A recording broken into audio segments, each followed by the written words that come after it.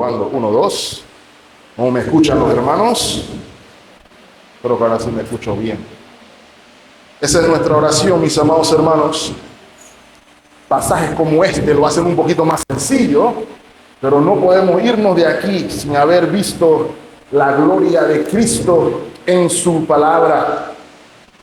Por eso rogamos al Señor que nos conceda salvación por su palabra, que nos conceda por su palabra gozo en la soberanía divina. Y como siempre rogamos que mis labios falibles no sean impedimento para su palabra infalible. En Cristo Jesús lo rogamos. Amén. La mañana de hoy, mis amados hermanos, vamos a continuar nuestra pequeña miniserie que hemos titulado Explorando los Salmos, con la idea, mis amados hermanos, de entre series ampliar nuestra dieta de la palabra de Dios, meditando en estos libros tan importantes en la adoración del pueblo de Dios a lo largo de la historia. Ya hemos visto hasta aquí, mis amados hermanos, que tanto el Salmo 1 como el Salmo número 2 son el fundamento para la comprensión de todos los demás salmos, de todos los demás. Ya vimos la semana pasada cómo el primer salmo nos habla de la vida bendita, el camino a la felicidad. Y vemos también, o vamos a explorar hoy, cómo el segundo salmo afirma el establecimiento del reino de Dios mediante su rey ungido. Un buen resumen que podríamos utilizar para describir el fundamento con estos dos salmos es cómo nos hablan y nos narran del camino hacia el reino. Salmo 1, Salmo 2 nos dicen cuál es el camino hacia el reino. Y la tesis, mis amados hermanos, es la siguiente, la premisa es la siguiente esta mañana, que a pesar de la rebelión de la humanidad, Dios ha decretado el establecimiento del reino de su Hijo, el ungido, para bendición y felicidad de su pueblo. Y es por eso, mis amados hermanos, que hemos titulado el mensaje de esta mañana, el reino del ungido de Dios. Ahora, hermanos, hay 4 cosas que por la gracia de Dios buscamos observar en esta mañana, a la luz del pasaje que hemos podido leer todos juntos. La primera, el problema de la rebelión. En segunda instancia, a partir del versículo 4 y versículo 5, vamos a poder observar la reacción divina a la rebelión. En tercer lugar, versículos del 6 al 9, vamos a observar el decreto divino. Y finalmente, vamos a ver el llamado divino a la luz de todos estos versos, del 10 al versículo 12. Así que, sin más preámbulo, como acostumbro decir, hermanos, veamos la rebelión divina, el problema de la rebelión en contra de la divinidad, en el Salmo 2, versos del 1 al 3.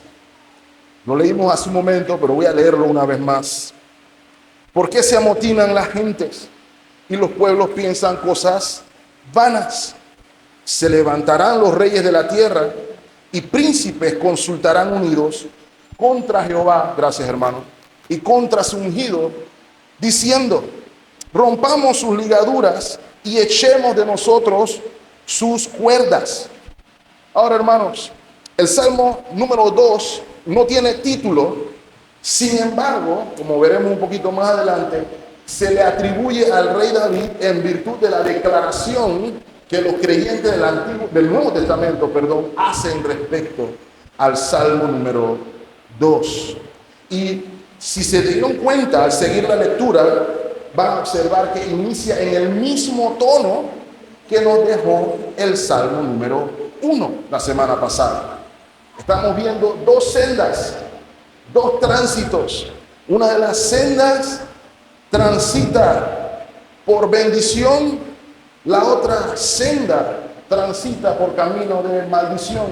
Y esas son las únicas dos sendas que existen. Esas son las únicas dos sendas por las que camina la humanidad. No existen varios caminos que llevan a Roma.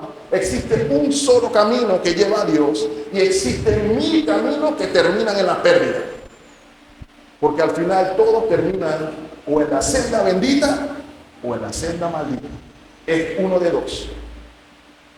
Ahora, estos primeros 3 versículos revelan la actitud de aquellos que andan en la senda maldita, como vimos la semana pasada, aquellos que andan en consejo de malos, que caminan entre pecadores y en silla de escarnecedores están sentados. Y estos 3 versículos van en la misma línea. ¿Qué quiero que noten, hermanos, mientras avanzamos? Que el Salmo 2, en los primeros 3 versos, nos está revelando la universalidad del pecado. No solo en extensión, al alcance universal que tiene, sino también en jerarquía, digámoslo así, en el aspecto vertical. Todos los seres humanos, desde el más pequeño hasta el más grande, desde el individuo hasta las naciones, desde el más humilde hasta el que gobierna, todos están afectados por la enfermedad mortal del pecado. El hermano Emilio nos lo recordó esta mañana en escuela dominical. Todos hemos pecado y todos hemos sido destituidos de la gloria de Dios. Ante esta realidad, el pueblo de Israel sería consciente en su adoración. Recuerden que este es el himnario de la iglesia del Antiguo Testamento.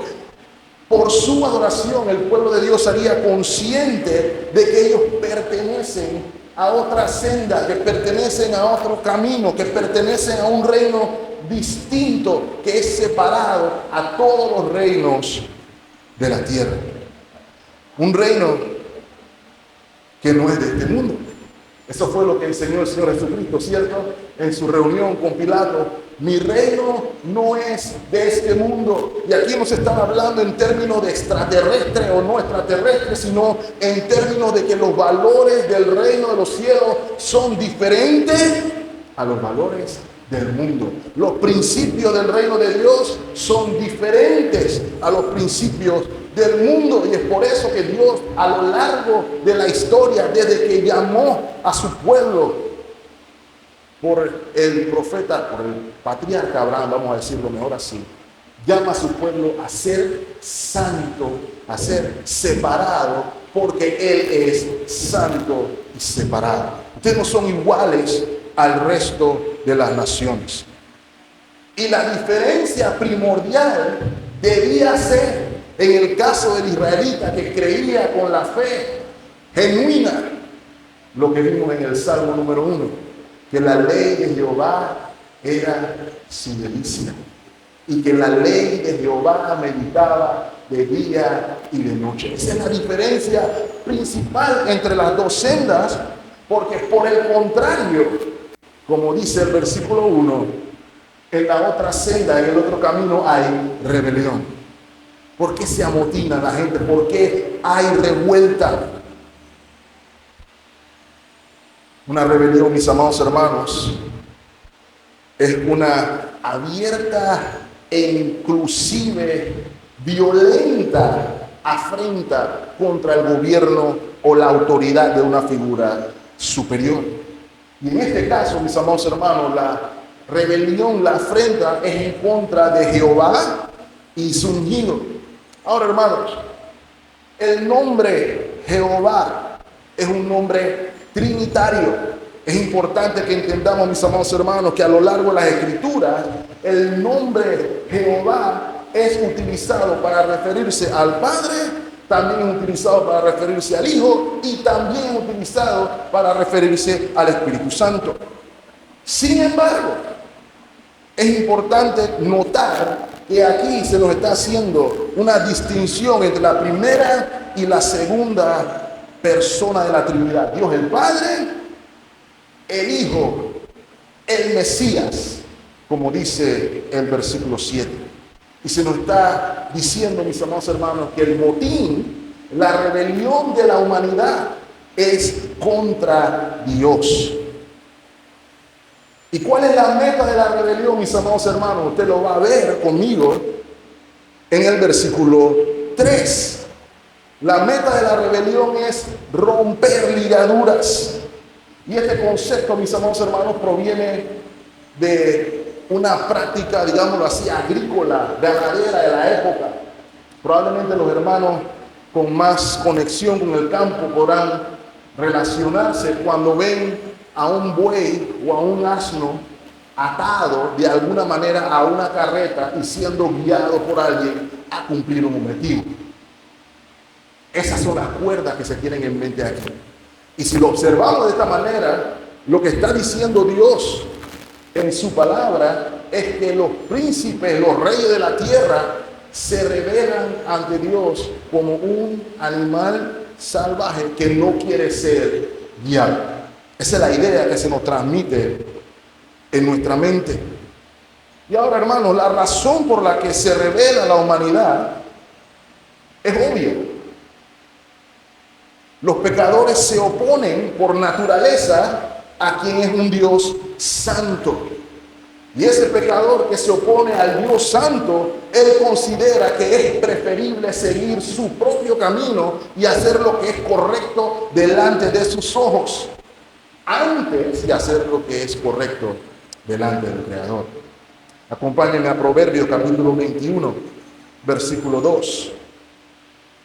Dice el proverbista: todo camino del hombre es recto. ¿En qué cosa, hermano? En su propia opinión.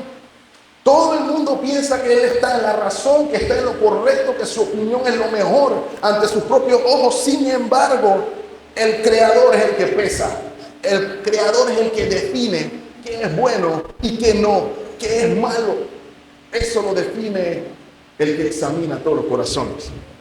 Y ese es el Creador. Es una cosa curiosa cómo las criaturas osamos sentirnos con el derecho de tomar o hacer nuestras propias definiciones sin tomar en consideración aquel que nos dio la existencia.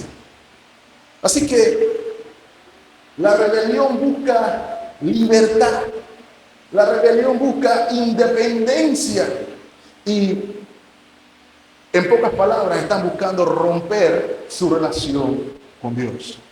Ahora, hermanos, no nos llamemos a engaño. Para nosotros el término independencia no tiene una connotación negativa.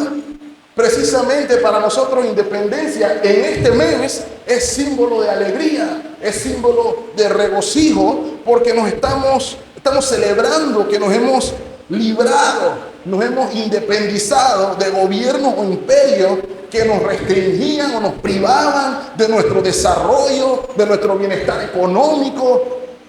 Sin embargo, conforme a la Escritura, el concepto de independencia es todo lo contrario. Aquí la independencia tiene una connotación negativa, porque la independencia de Dios, el romper ligadura con Dios, significa rebelarse contra la fuente de todo bien. Quisiera usar como referencia el pasaje que el Señor nos da con respecto a la vid y los pámpanos. La vid es la rama principal, la que le da vida a las ramas que son los pámpanos. Y el Señor le explica a sus discípulos que lo escuchaba que sin la vid, separado de Él, literalmente el Señor dice, nada pueden hacer. Es como si yo tuviera una insuficiencia cardíaca y dependo de estar conectado a una máquina que mantiene mi corazón palpitando. Y yo digo, ya estoy aburrido de esta máquina. Me voy a desconectar de la máquina. Así suena el hombre cuando dice, yo quiero romper mis ligaduras. Quiero separarme de aquello que es mi mayor bienestar. El segundo problema es que ese concepto de independencia es un engaño. Ofrece el famoso engaño de la libertad. Porque eso no existe, hermano. Eso es un mito. Es un mito absoluto. Porque ligaduras rotas con Dios o separación con Dios te hace esclavo, oprimido de Satanás. Porque nada más hay dos sendas. O estás con Dios o estás con Satanás. En ninguna de las dos eres independiente. Y lo peor aún, en ninguna de las dos estás separado de Dios. Lo cual hace el pensamiento vano. Lo cual hace la idea vana, que es lo que nos dice el versículo 1. ¿Por qué se amotinan las gentes? ¿Por qué piensan, murmuran, planifican cosas vanas? Mis amados hermanos, todas estas conspiraciones que se mencionan aquí, este deseo de desligarse es imposible. Y no solamente es imposible, sino que no es beneficioso y mucho menos tendrá de alguna manera un resultado positivo. Acompáñenme, por ejemplo, a Proverbios capítulo 21, también el versículo 30. Dice el proverbista igualmente: no hay ni sabiduría, ni inteligencia, ni consejo contra quién. Contra Jehová. Contra mí puede, si Dios quiere, pero contra Jehová no lo hay. Así que, mis amados hermanos, la vanidad de la rebelión de la humanidad contra Dios se observa con claridad en la reacción divina, la cual vemos descrita en los versículos 4 al 5. Así que permítame que vayamos allá. Versículo 4. El que mora en los cielos se reirá. El Señor se burlará de ellos. Versículo 5. Luego hablará a ellos en su furor y los turbará. ¿Con qué cosa, hermanos? Con su ira. Mis amados hermanos, usted y yo podemos comprender la vanidad del pensamiento humano. Nosotros podemos comprender la reacción divina ante la rebelión cuando somos conscientes de con quién estamos lidiando. La primera parte del versículo 4 nos lo revela con claridad. Solamente la primera parte por un momento. La frase que dice: el que mora, ¿dónde, hermanos? En los cielos. Y esa frase, mis amados hermanos, no está ahí como un recurso poético o literario meramente, sino que tiene un profundo significado, porque nos llama a usted y a mí, llama a toda la humanidad a considerar la realidad de la trascendencia divina, de la trascendencia de Dios, del que cantamos esta mañana diciendo que es 3 veces santo. Él no es un hombre igual a mí, Él no es un hombre igual a usted, Él no está en el mismo parámetro que usted y que yo. Es iluso tratar de compararnos con Él. Salmo 11:4, por poner un ejemplo. Jehová está en su santo templo. Jehová tiene en el cielo su trono. Sus ojos ven, sus párpados examinan a los hijos de los hombres. Es Él que examina, no nosotros a Él. Salmo 115:3. Nuestro Dios está ¿dónde? En los cielos. Todo lo que quiso ha hecho. No todo lo que usted y yo le permitamos que haga. Él hace lo que Él quiere, porque Él es Dios. A veces sonamos ridículos, hermanos, cuando sonamos o decimos cosas como: Dios no puede obrar si tú no lo dejas. ¿Quién eres tú para impedir que el Todopoderoso obre? ¿Tú te consideras al mismo nivel? El que mora en los cielos.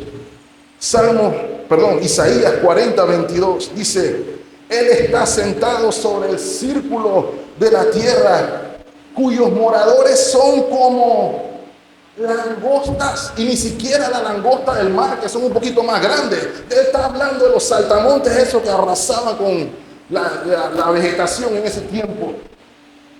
Miren el contraste.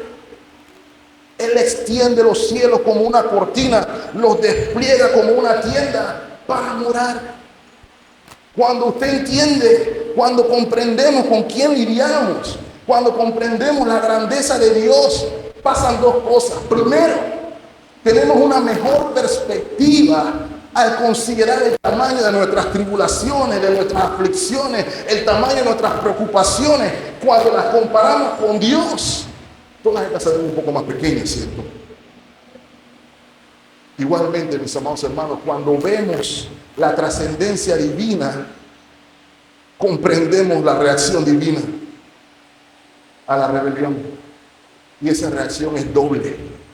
En primera instancia, el versículo 4, la segunda parte, dice: el que mora en los cielos se ríe. No hay otra respuesta para eso, hermano.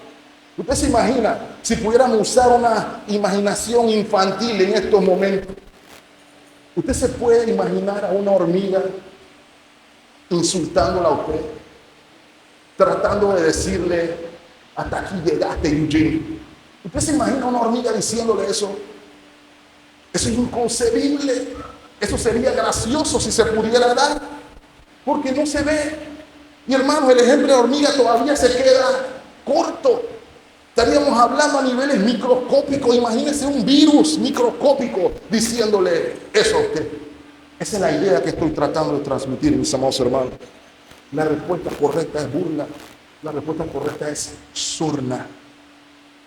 El Señor se burla, se ríe de la locura. No solamente eso, hermanos. Ojalá fuera solamente eso. Sin embargo, la risa divina no es la única preocupación de los rebeldes, sino que junto con eso tienen que lidiar con la palabra de juicio e ira, la cual va a producir. Esa palabra turbación quiere decir terror, pavor, y va a poner fin a la rebelión. Ese es el poder que tiene la voz de Dios, mis amados hermanos, y lo vimos desde el Apocalipsis, cuando el Cordero de Dios, el Cordero digno de abrir los sellos, habla con la espada de su boca en juicio, produciendo el terror en sus enemigos. Acompáñenme a Isaías 66, versículo 6, para que veamos una imagen de esto. Esto es en referencia a aquellos que se levantaron en contra del pueblo de Dios. Dice el Señor a través del profeta Isaías en el versículo 6: voz de alboroto de la ciudad, voz de templo, voz de Jehová, que hace ¿qué cosa, mis amados hermanos? Da el pago a sus enemigos. Mis amados hermanos, se tiende a tener un rechazo al concepto de la ira de Dios. Eso ya lo hemos mencionado en varias ocasiones, porque un Dios que tiene ira no encaja con la imagen que muchos de nosotros nos hemos hecho de un Dios. Lo he dicho en varias ocasiones, para muchos de nosotros Dios está en el cielo, es un Señor canoso, barbudo, sonriente, con unas margaritas en la mano, que probablemente no tiene nada que hacer, solamente escuchar qué quieres para dártelo, o lo vemos como alguien que no mira lo que yo estoy haciendo, pero queremos que mire lo que otro está haciendo. Muchas veces tenemos esa imagen de Dios. Dios no puede tener ira conmigo. De repente acepto que tenga ira con alguien más, pero conmigo no. Mis amados hermanos, eso no es un concepto bíblico. Lo cantamos esta mañana. Dios se revela en su palabra como santo, que no tolera el pecado, que lo aborrece y que su estándar de santidad no se reduce para que Él encaje allí nuestra voluntad. A veces pensamos que ese Dios que nos imaginamos es amor. Ese es el pasaje que hasta los incrédulos citan. He escuchado a personas que están odiando al Señor, tal como dice el pasaje. Cuando tú les hablas de Cristo, te dicen: pero tu Dios es amor. Él es amor. Pero Dios no se reveló solamente como amor, sino que se reveló también como fuego consumidor, al cual hay que temer, como este salmo señala. Y a veces la iglesia de Cristo se le olvida o nos da miedo mostrar a Dios como Él es. Y también participamos de mostrar a otro Dios. Dios es tal como se revela en su palabra. Ahora, mis amados hermanos, cuando vemos la reacción a la rebelión, principalmente la turbación o el terror que van a poner fin a la rebelión, si se dan cuenta de la manera en que están conjugados los verbos, se entiende que será en un momento futuro. El texto dice allí, Él los turbará con su ira. Será en un momento más adelante. Ahora, el problema con ese pasaje, mis amados hermanos, es que muchos de los israelitas no entendieron el mensaje en su momento. Ellos pensaron que la consumación sería inmediatamente. A muchos les sucedió. Lean, por ejemplo, en Lucas capítulo 19, no lo tienen que buscar ahora. El Señor da una parábola donde se habla de las 10 minas, pero hablando de las 10 minas, Él tiene que explicarle a los que estaban confundidos esperando el reino en ese momento. Contra aquellos inclusive que rechazaban el gobierno de Cristo. Será en un futuro el cumplimiento completo de las palabras que vemos en los versículos 4 y 5. Ahora, ¿a qué se refiere esto, mis amados hermanos? La consumación del reino, como hemos visto en nuestro estudio de Apocalipsis, será en el retorno de nuestro Señor Jesucristo, en la conclusión del periodo entre la primera y la segunda venida de nuestro Señor Jesucristo, periodo que los creyentes conocemos como periodo de tribulación. Y esto, mis amados hermanos, nos debe recordar algo muy importante. Lo primero, usted y yo tenemos que vivir como creyentes con los pies en la tierra. Si hay algo que hizo el libro de Apocalipsis para mí, y espero que lo haya hecho con usted, es entender que debemos vivir con los pies en la tierra. ¿Qué me refiero con eso, mis amados hermanos? Mientras usted y yo estamos aquí sentados, cómodos, tenemos hermanos en Cristo que están en África, en el Congo, que están siendo perseguidos, están siendo matados, están siendo despojados de sus bienes y sus circunstancias por su fe en el Señor Jesucristo.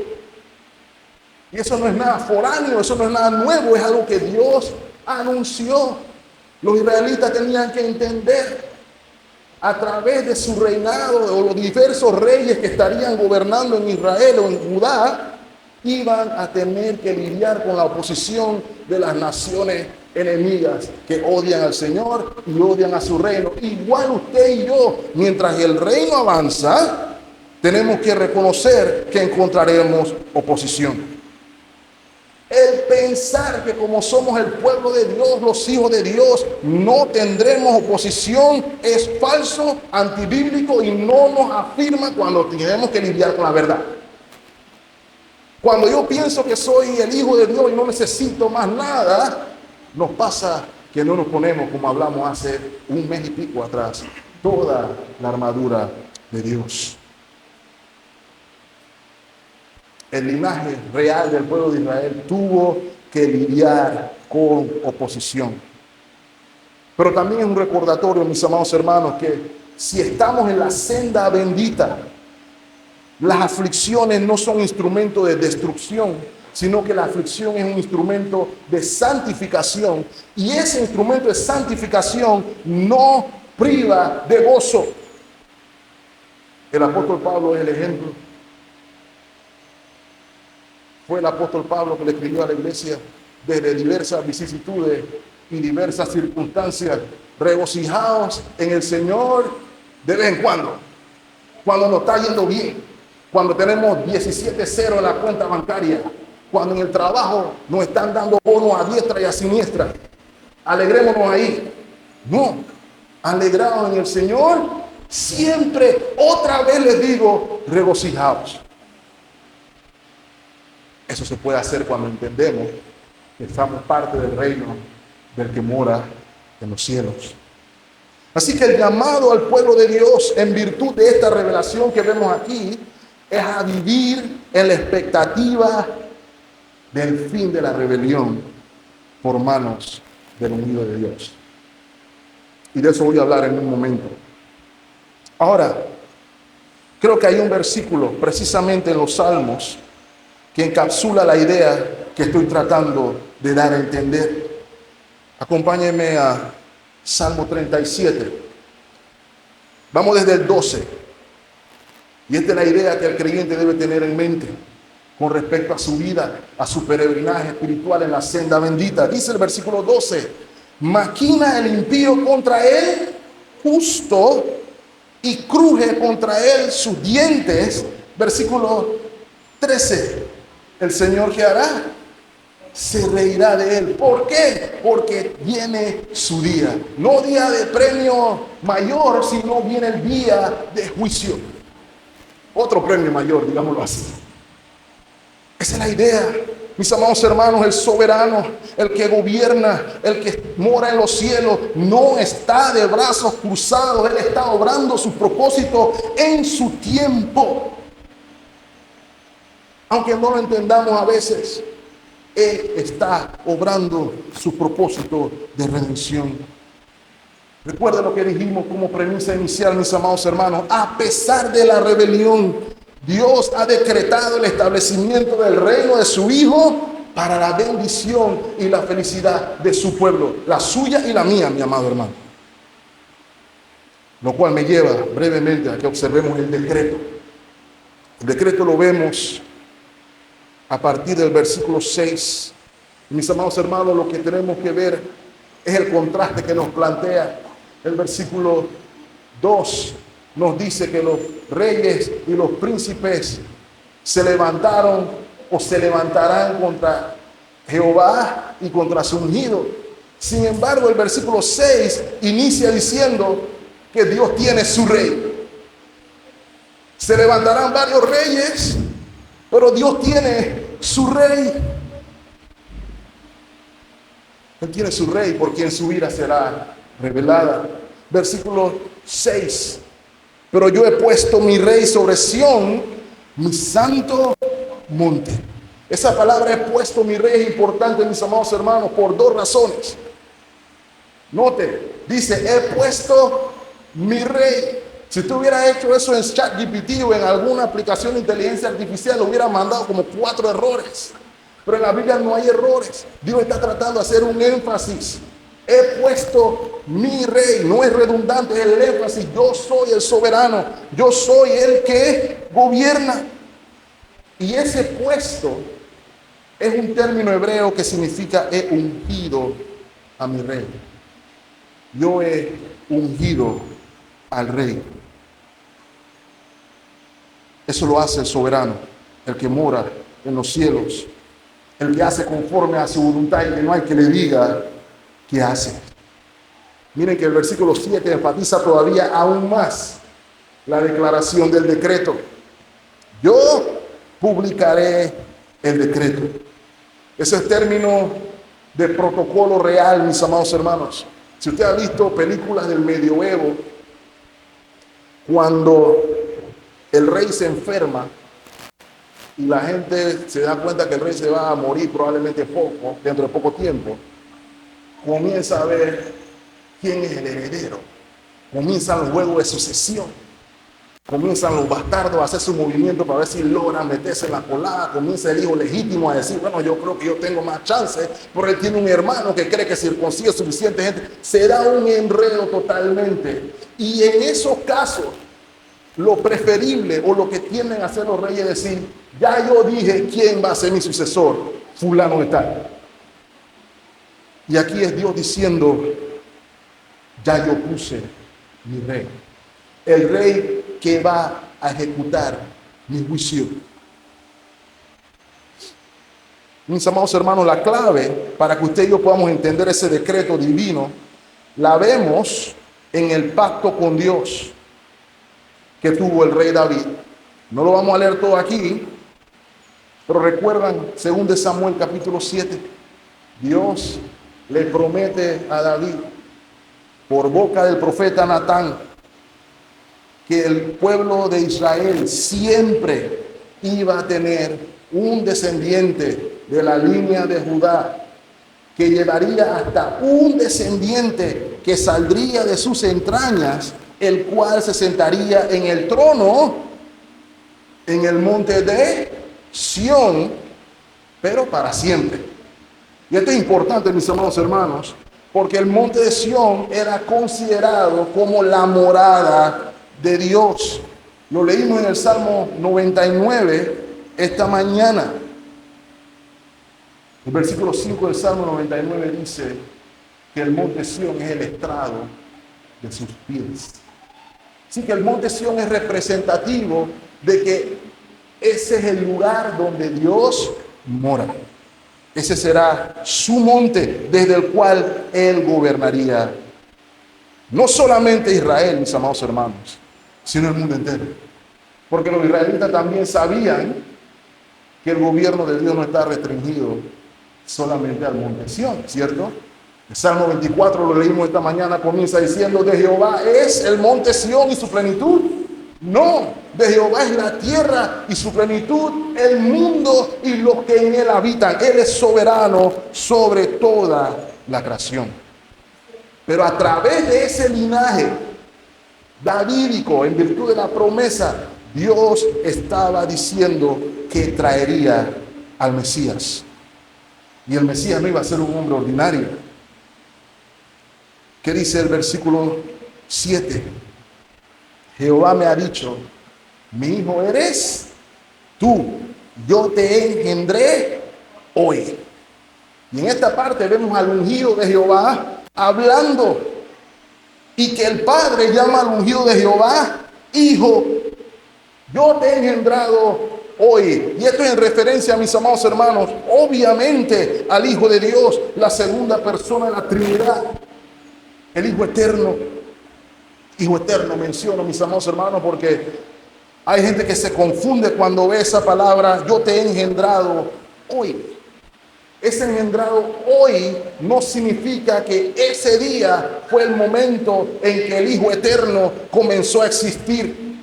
Eso no es lo que está diciendo el salmista. Más bien está narrando acerca de la relación filial, la relación que tiene el Padre con el Hijo en términos de su obra redentora.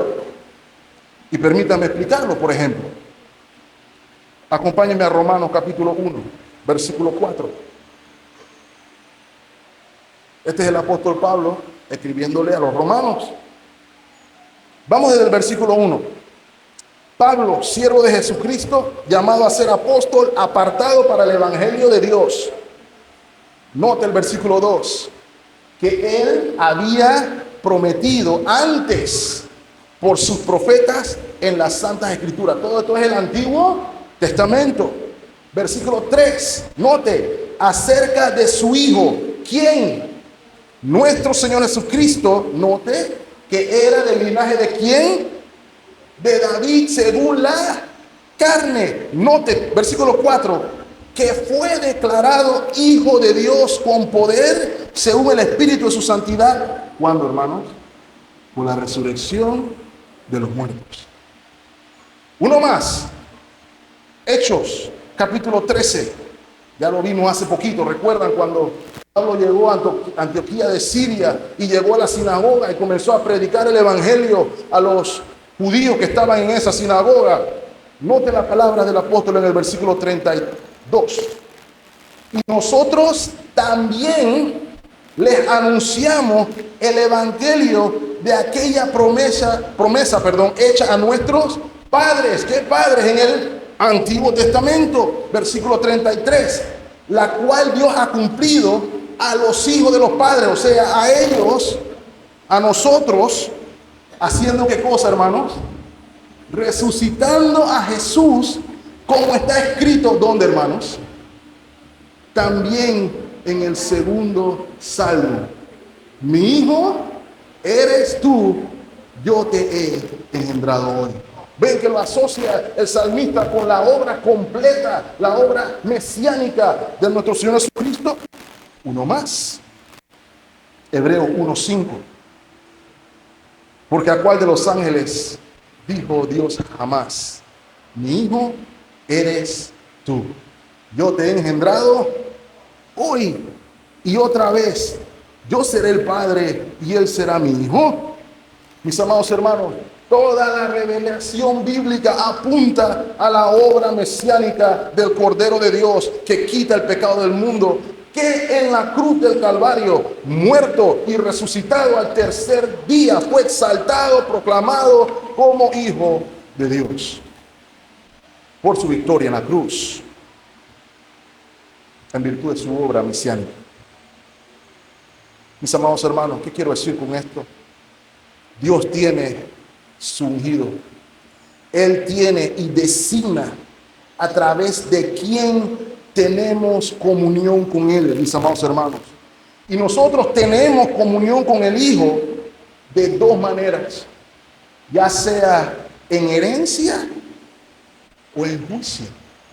Es lo que nos enseñan los versículos 8 y 9. Veámoslo en herencia, versículo 8. Dice el ungido: Jehová me dijo, pídeme y te daré por herencia, ¿qué cosa? Las naciones, y como posesión tuya los confines de la tierra. Note algo ahí, mis amados hermanos. El Señor Jesús lo iba a enseñar luego de la resurrección, lo iba a enseñar luego o antes de la ascensión con la gran comisión. Recuerda la gran comisión: toda la autoridad me es dada en el cielo y en la tierra, por tanto, id y haced discípulos a todas las naciones, bautizándolos en el nombre del Padre, del Hijo y del Espíritu Santo. La gran comisión es el llamado a las misiones, es el llamado a buscar la herencia que Dios le da al Hijo. Lo vemos en Hechos capítulo 1, versículo 8, ¿cierto? Antes de la ascensión, dice el Señor a los discípulos: pero recibiréis poder cuando venga sobre ustedes el Espíritu Santo, y me seréis testigos en Jerusalén, en toda Judea, en Samaria y hasta lo último de la tierra. Aquí se ve el cumplimiento de la oración del Hijo al Padre. Note, por ejemplo, Hebreos 12:22. Dice el autor de Hebreos: a aquellos que han creído, nótenlo en comparación con el versículo 6. Ustedes se han acercado al monte de Sión, a la ciudad del Dios vivo, Jerusalén, la celestial, a la compañía de muchos millares de ángeles. En virtud de la obra consumada del Cordero, la herencia que se obtuvo fue un pueblo para la gloria de Dios. Pueblo al cual pertenecemos usted y yo solamente por gracia, solamente por la fe. Y nota, hermano, que algo curioso que quiero mostrarle antes de que vayamos al siguiente punto es cómo fue que él obtuvo la herencia. Mis amados hermanos, la herencia se obtuvo en la cruz del Calvario. Y hay algo importante que quiero destacar aquí. Hechos de los Apóstoles, capítulo 4, versículo 24. Esto es lo que sucede luego de que los discípulos tienen que lidiar con el Sanedrín y los maltratan y les dicen: de él está predicando el nombre. Pero quiero que noten la oración que hace el pueblo de Dios cuando los apóstoles vuelven y cuentan todo lo que les pasó. Versículo 24. Y ellos, habiendo oído, alzaron unánimes la voz a Dios y dijeron: soberano Señor, tú eres el Dios que hiciste el cielo y la tierra, el mar y todo lo que en ellos hay, que por boca de David tu siervo dijiste: ¿por qué se amotinan las gentes y los pueblos piensan cosas vanas? Ahí se ve a los discípulos diciendo quién escribió el Salmo 2. Versículo 26. Se reunieron los reyes de la tierra y los príncipes se juntaron en uno contra el Señor y contra su Cristo. Miren cómo lo aplicaron ellos, hermanos. El versículo 27. Porque verdaderamente se unieron en esta ciudad contra tu santo Hijo Jesús, a quien ungiste. ¿Quiénes? Herodes Y Poncio Pilato con los gentiles y el pueblo de Israel, los que se amotinaron, pensaron cosas vanas. Versículo 28, aquí está el asunto. ¿Para hacer qué cosa? Lo que tu mano y tu consejo habían determinado que sucediera, hermanos. Esto no fue casualidad, esto no fue coincidencia. Todo opera conforme al soberano control del que gobierna, del que mora en los cielos. Y piénselo por un momento. Yo voy a maquinar la destrucción, voy a maquinar contra el ungido, pero la muerte del ungido repercutió en la vida de los elegidos. En el decreto divino, la maldad que hicieron se utilizó para la redención suya y la mía. En el decreto divino, la voluntad de Dios sobrepasó la sabiduría humana de la cual Pablo se burla en 1 Corintios. Dios gobierna. Fue en la cruz, mis amados hermanos, utilizando la rebelión y la conspiración de los que detestan al Hijo y a Dios, que se establece el decreto. Así que nosotros tenemos comunión con Dios por medio de herencia, por medio de la fe, pero también, mis amados hermanos, se tiene que lidiar con el Hijo en juicio. Versículo 9. Lo quebrantarás con vara de hierro, como vasija de alfarero, dice el texto, los desmenuzarás. Como una vasija de barro lo vas a deshacer. Mis amados hermanos, si han puesto atención a lo que hemos estado estudiando recientemente, por ejemplo, esa misma frase la hemos visto al menos 3 veces en Apocalipsis. Lo vimos en Apocalipsis 2, lo vimos en Apocalipsis 12, lo vimos en Apocalipsis 19. Pueden repasar en casa, pero quiero que vayamos a Apocalipsis capítulo 2, versículo 26. Dios le está diciendo por el Hijo a la iglesia de Tiatira: aquel que venciere y guardare mis obras hasta el fin, yo le daré autoridad sobre ¿quiénes? Las naciones. Y noten en qué se basa esa autoridad. Versículo 27. Y las regirá a las naciones, el que venciere, con vara de hierro, y serán quebradas como vaso de alfarero, como yo también lo he recibido ¿de quién? De mi Padre. La misma herencia en Cristo la tiene usted en unión con Él. Sin embargo, para los que rechazan al Hijo, les toca ser desmenuzado como vaso de barro. Por eso este asunto del Evangelio, mis amados hermanos, no es un juego, es un asunto de vida o muerte, porque Dios es santo. Y aun cuando Dios es santo, aun cuando Él es fuego consumidor, Él efectivamente es amor y misericordia, porque es lo que evidenciamos en la cruz del Calvario. La justicia de Dios y la misericordia de Dios se encuentran allí, mostrando la gracia de Dios en la salvación de pecadores. Y por eso, en última instancia, vemos el llamado de Dios. Vemos la gracia de Dios aquí. Miren, hermanos, versículo 10. Ahí vemos la gracia de Dios en la salvación de pecadores. Ahora pues, oh reyes, sed prudentes, admitid amonestación, jueces de la tierra, servid a Jehová con temor y alegraos con temblor. Honrad al Hijo, para que no se enoje y perezcáis en el camino, pues se inflama pronto su ira. Bienaventurados los que en Él confían. ¿Cuál es el llamado que quiero llamar su atención, mis amados hermanos, para la redundancia? El Espíritu Santo llama a aquellos que se rebelan a Dios y a su ungido a que muestren discernimiento, es la palabra que se está tratando de transmitir allí. Es un llamado a reconocer la sabiduría y la soberanía divina.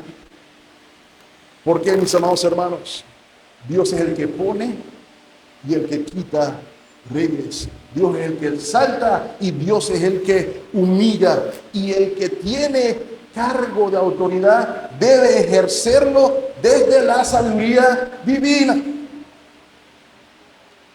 No solamente les dice que muestren discernimiento, eso es lo que quiere decir cuando le dice que sean prudentes, sino que los exhorta a recibir amonestación, a que escarmienten, los llama a cambiar de dirección, a que aprendan de su error. Ese es el llamado del Evangelio, mis amados hermanos. Y en tercer lugar, los llama a reconocer la santidad de Dios. Esa es la idea que vemos en el versículo 11. Sirvan al Señor con temor, y alégrense en temblor. ¿Lo ven ahí? Es un llamado a reconocer la santidad de Dios. Oramos esta mañana, venimos delante del trono de la gracia con gozo, con regocijo, pero venimos en reverencia delante de Dios. Porque el principio de la sabiduría, hermanos, no es un cliché, es el temor de Jehová. El temor de Jehová es el hecho de que yo pueda reconocer la diferencia que hay entre el Creador y yo. Eso es lo que significa ser reverente. ¿Cómo no se ve? Bueno, cuando vemos que hay personas que sienten que tienen a Dios agarrado de la barba y literalmente hablan así, como si son Él y Dios, Dios y Él, y que ellos tienen una relación de tal manera que se pierde la reverencia.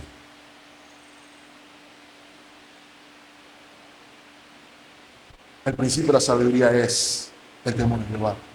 Y finalmente, hermanos, dice, honrad al Hijo.